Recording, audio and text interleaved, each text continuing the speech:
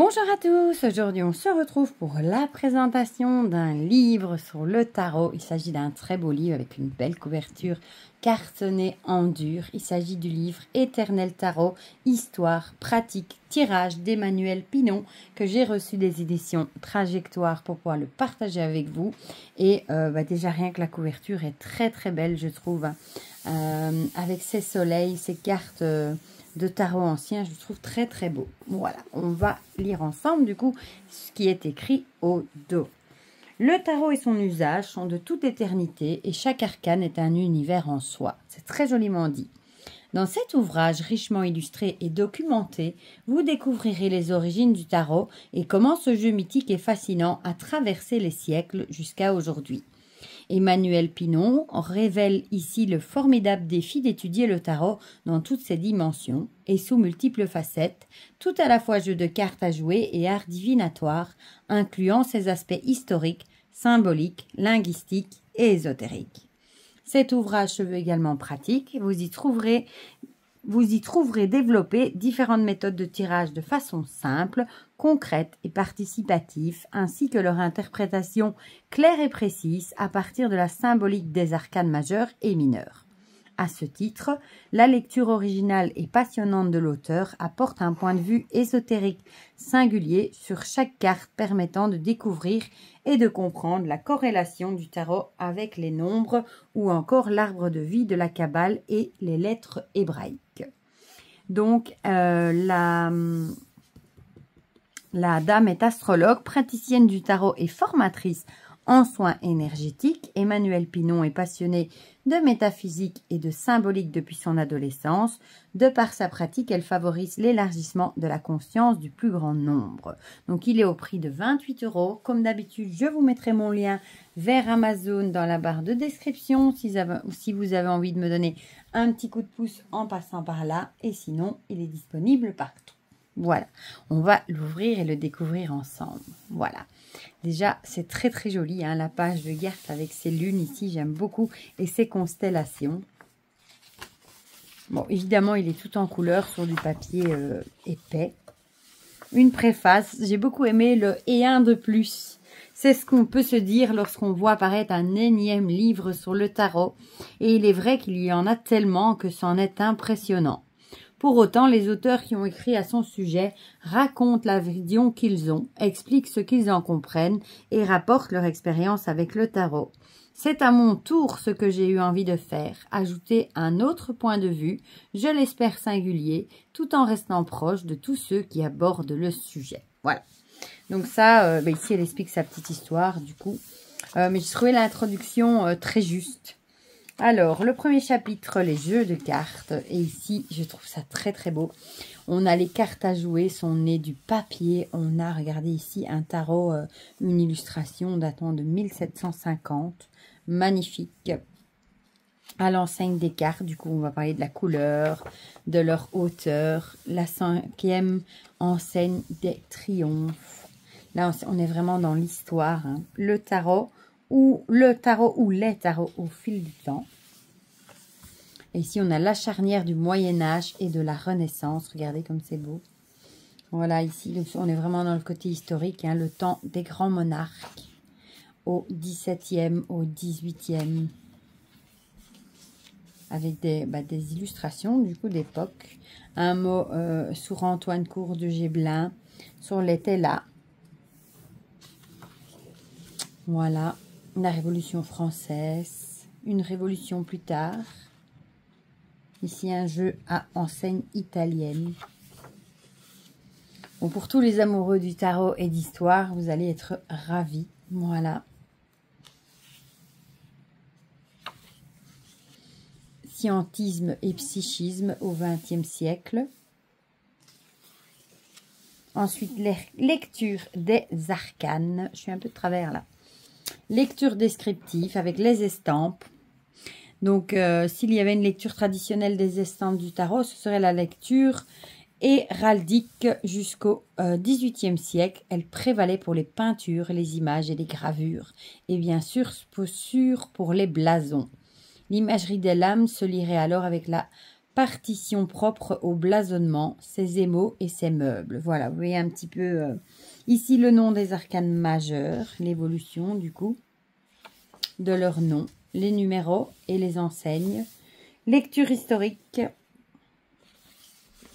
lecture symbolique, un mot sur les triomphes, les enseignes, ici enseigne du Dodal, du 18e, les dérives, les différents usages du tarot. Donc ici, la prise à la garde contre, l'art divinatoire. Elle était dans l'Antiquité la compétence des prêtres de vin. Symbolique et signification des arcanes, à la croisée des chemins, des choix à faire.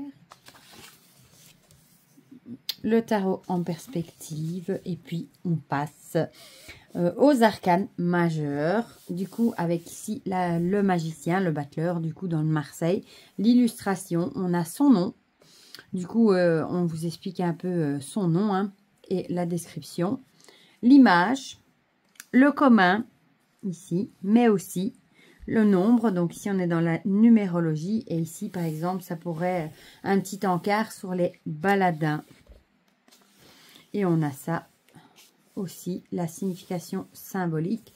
On a une illustration ici, très belle, hein, ancienne du coup. Et on a ça du coup pour toutes les arcanes. Voilà. Je vous montre un petit peu comme ça vous voyez un petit peu de quoi il retourne. Et on a ça pour les majeurs. On est où ici? On est du côté de l'étoile? Non, je suis déjà plus loin, je crois. Ouais. Voilà. Et on finit avec le fou, du coup, ici. Très moderne, le fou. Voilà. Et alors, ici, on passe à la partie tirer le tarot. Avec des tirages. Consulter les sorts. Qui demande? Qui répond? Y a-t-il quelqu'un? Et on a à chaque fois des citations. Des morceaux de texte.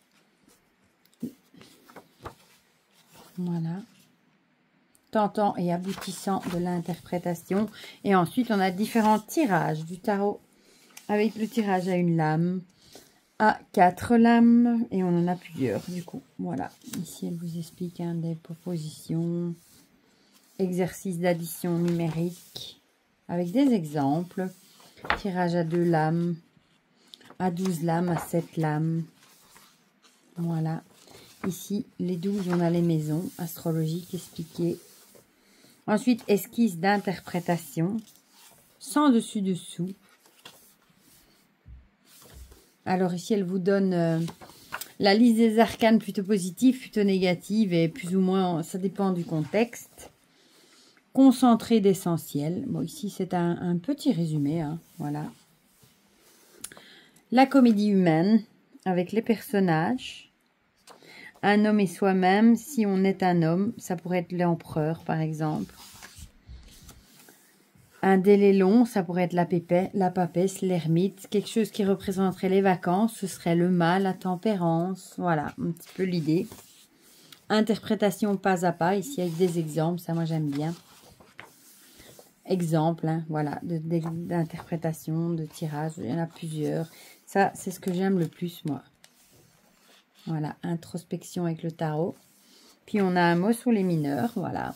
Avec évidemment les 4 enseignes, les 4 familles. Les lames numérotées ici, bah, on parle plutôt de la numérologie des mineurs. Voilà. Ici, les figures de cours. Un commentaire numéral, donc sur la numérologie. Voilà, sur les nombres. Sur les pairs et les impairs. Les septénaires du tarot, lequel est votre chemin, etc. Il est très riche, hein, 2 novaires et une trinité. L'arbre de vie de la Kabbale, du coup. Parfaite harmonie du tarot. 22 lames, 22 lettres hébraïques. Voilà. Et il est vraiment très très riche. Hein. Et ici, on a la carte associée avec la lettre hébraïque et sa valeur numérique. Voilà. Et ensuite, un épilogue. Et ensuite, bibliographie et cytographie. les crédits iconographiques et ensuite la table des matières à la fin. Et ici, on a un mot sur Emmanuel Pinault, du coup, et ses réseaux sociaux. Voilà, et du même éditeur, Isabelle Nadolny, l'histoire du tarot.